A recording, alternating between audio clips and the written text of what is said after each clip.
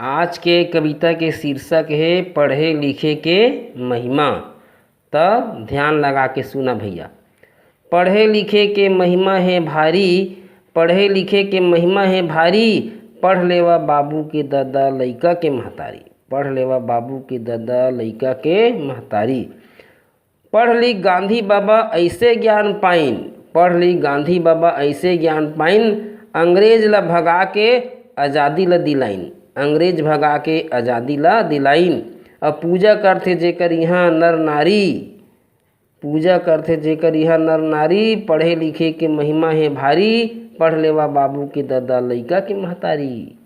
अब पढ़ लिख तुलसी बाबा सुघ्घर रामायण लिखीन, पढ़ लिख तुलसी बाबा सुघ्घर रामायण लिखीन, और देश के सब संगवारी ला ज्ञान के मोती दिहीन, देश के सब संगवारी ला ज्ञान के मोती दिहीन। और पढ़ के रामायण बन गए कई झन ज्ञानी, पढ़ के रामायण बन गए कई झन ज्ञानी, पढ़े लिखे के महिमा है भारी, पढ़ लेवा बाबू के दादा लइका के महतारी। बड़े बड़े ज्ञानी मुनि संत महात्मा, बड़े बड़े ज्ञानी मुनि संत महात्मा, और ज्ञान के दीप जला के पागे परमात्मा, ज्ञान दीप जला के पागे परमात्मा। नहीं लगे पढ़े बार राजा और भिखारी, नहीं लगे पढ़े बार राजा और भिखारी, पढ़ लेवा बाबू के दादा लइका के महतारी।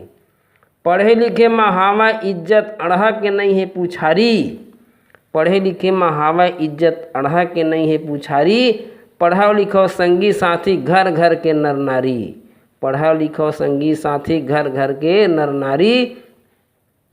सुशिक्षित और सभ्यता मानवता के निशानी, सुशिक्षित और सभ्यता मानवता के निशानी, बनाओ सभ्य सुशिक्षित मामा भाचा नाना नानी, बनाओ सभ्य सुशिक्षित मामा भाचा नाना नानी। माखन साखन संपत विपत करो पढ़ाई के तैयारी, माखन साखन संपत विपत करो पढ़ाई के तैयारी, पढ़ लिख नौकरी पावा करो जीवन उजियारी, पढ़ लिख नौकरी पावा करो जीवन उजियारी। तो पढ़े लिखे के महिमा है भारी, और पढ़ लेवा बाबू के दादा लइका के महतारी।